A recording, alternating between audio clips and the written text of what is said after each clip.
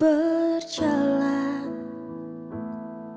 hanya di jalanmu, mendengar hanya suaramu.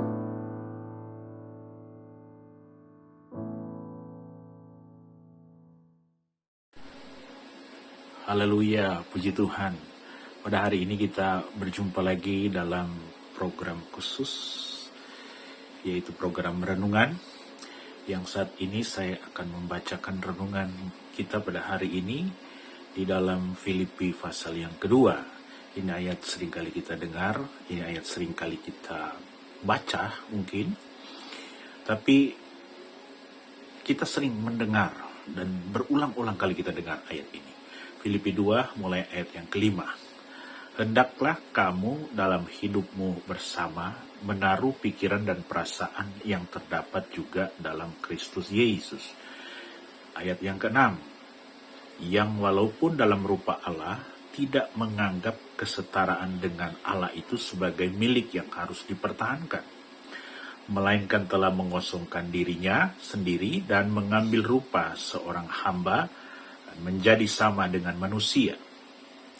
Dan dalam keadaan sebagai manusia ia telah merendahkan dirinya, taat sampai mati, bahkan sampai mati di kayu salib.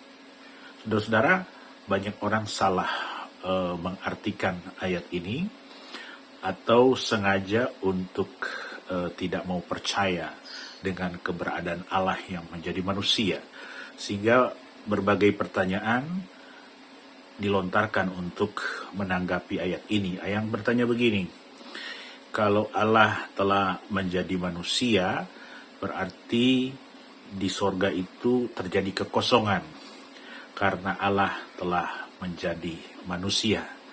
Saudara-saudara, pertanyaan dan respon seperti ini tidak tepat, karena di sini yang dimaksud oleh firman Tuhan, saudara-saudara, ayat yang ke-6 berkata, yang walaupun dalam rupa Allah tidak menganggap kesetaraan dengan Allah itu sebagai milik yang harus dipertahankan.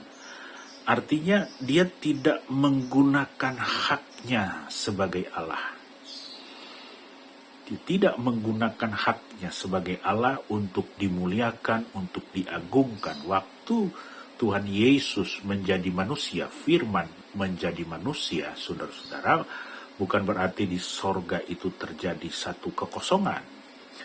Tetapi di sini kita melihat Tuhan kita itu yang berkuasa, dia membatasi diri dalam bentuk tubuh manusia. Dia membatasi diri. Jadi walaupun dia sebagai Allah, Allah yang berkuasa, tetapi dia membatasi diri. Ya, dalam ayat 6 dikatakan seperti ini, yang walaupun dalam rupa Allah tidak menganggap kesetaraan dengan Allah itu sebagai milik yang harus dipertahankan. Kalau Tuhan hanya bertahan sebagai Allah, saudara-saudara, maka dia tidak akan pernah berjumpa dengan umat Tuhan, dengan manusia. Karena kalau Tuhan turun ke dunia ini, saudara-saudara, dan tidak mengambil rupa sebagai manusia, maka semua manusia pasti binasa. Kalau Tuhan turun dengan segala kemuliaannya, kalau Tuhan tidak membatasi dirinya, kalau Tuhan tidak membiarkan dirinya itu dibatasi, saudara-saudara, maka semua manusia pasti binasa. Dan tidak ada yang bisa berkomunikasi dengan Kristus Yesus sebagai Tuhan. Nah, oleh sebab itu dia membatasi diri. Dia menjadi manusia. Dia lahir sebagai bayi yang tidak berdaya. Ya, pada waktu Herodes ingin membunuhnya, saudara-saudara, sebagai Allah, Tuhan bisa melawan dia. Tuhan bisa melumpuhkan Herodes karena dia adalah Allah. Tetapi dia membatasi diri. Dia dikejar, saudara-saudara. Itu namanya dia membatasi diri. Ya, dia tidak mempergunakan haknya sebagai Allah. Pada waktu Yesus dicemooh, pada waktu Yesus dihina, pada waktu Yesus ditampar, kalau Yesus membalas sebagai Allah, saudara-saudara, itu bisa terjadi, saudara-saudara. Cuma Yesus membatasi dirinya dalam bentuk manusia yang betul-betul berada di dalam kendali daging sebagai manusia. Nah, ini yang kita harus pahami, saudara-saudara. Nah, tujuannya supaya apa? Supaya dia bisa mengorbankan dirinya. Tujuannya supaya apa? Supaya dia bisa mati di atas kayu salib. Kalau Yesus mati di atas kayu salib, maka terjadi penebusan.